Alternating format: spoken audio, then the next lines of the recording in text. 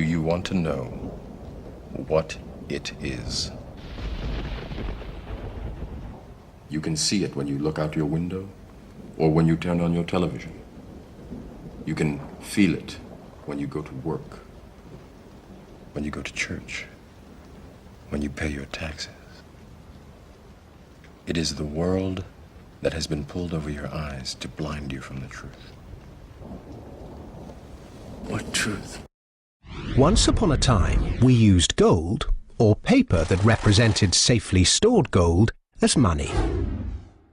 It worked well for thousands of years, partly because gold is independent, and partly because it keeps its purchasing power.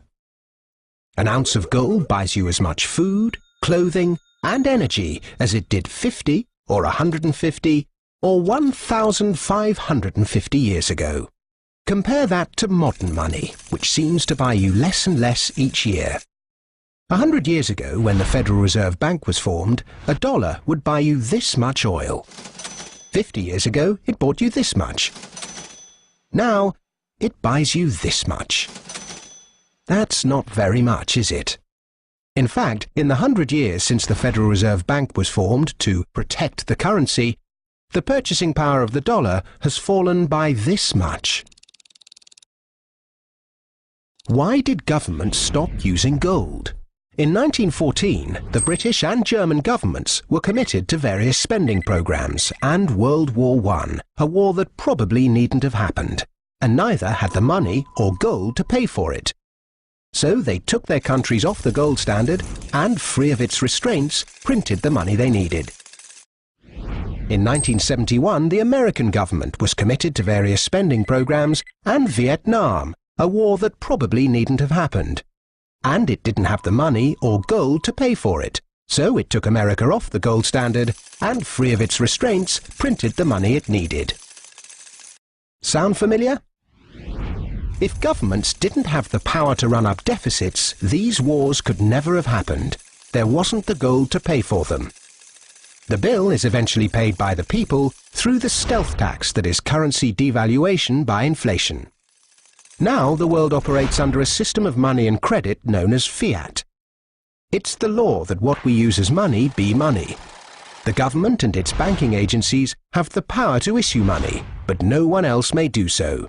Unlike gold, of which there is a finite amount in the world, with this fiat system, there is no limit to how much money can be created, so inflation becomes inevitable.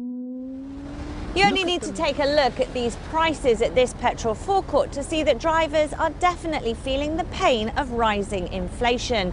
Drivers are already paying $15 million a day more for petrol than they did a year ago, which means getting from A to B is just going to get even more expensive. I'm filling up cars every day. I drive for a living, so there is a big impact, but what can we do? It goes up daily almost, or certainly weekly. It goes up by at least 2p a week. It's ridiculous. I can't see how something can go up. If we were talking about cat food or something, it doesn't go up by 2p a week. The price of produce in China is rising so quickly that everyday items like an apple or a bag of carrots have become too expensive for average Chinese people living on small salaries. Citizens are calling for price controls, but the Chinese regime has been slow to act. Here's that story. As China experiences high inflation, with rates hitting 4.5%, the price of produce at markets and retail outlets across the country has gone up drastically. Chinese citizens are wondering how they will continue to afford to buy produce when staples like green peppers and carrots have tripled or quadrupled in price. In the United States, that's a big problem. It's also a global problem. There are people in other countries rioting over food prices. Prices of onions have gone up a lot in India, for example. Rice, staples of diets for people in many parts of the world are becoming sort of too expensive for them to afford, and it's a bit of a crisis, frankly.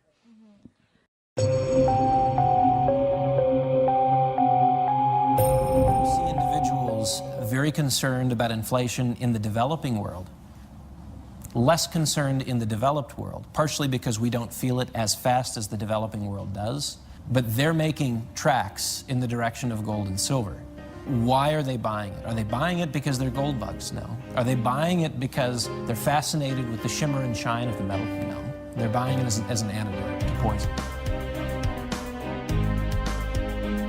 Indians have always bought gold for two reasons: adornment, which is for cultural, festive or weddings. Along with that, on the back of the mind, they have an investment value for it. Whether it's a family in India, China, France, the UK, they're all faced with the same dilemma. Demand in India rising 70% last year. In China, 54% last year for both gold and silver. The Industrial Commercial Bank of China with the World Gold Council has set up a program that allows individuals to invest as little as 1 gram of gold per day into a savings account denominated in gold.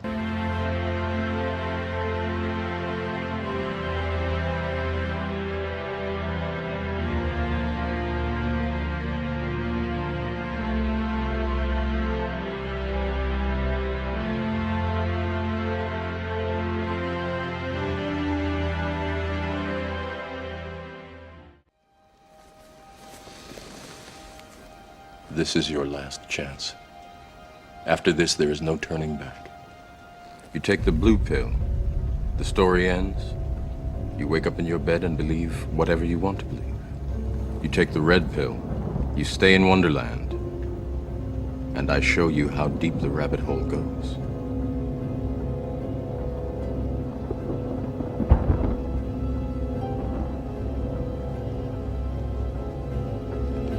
Remember, all I'm offering is the truth, nothing more.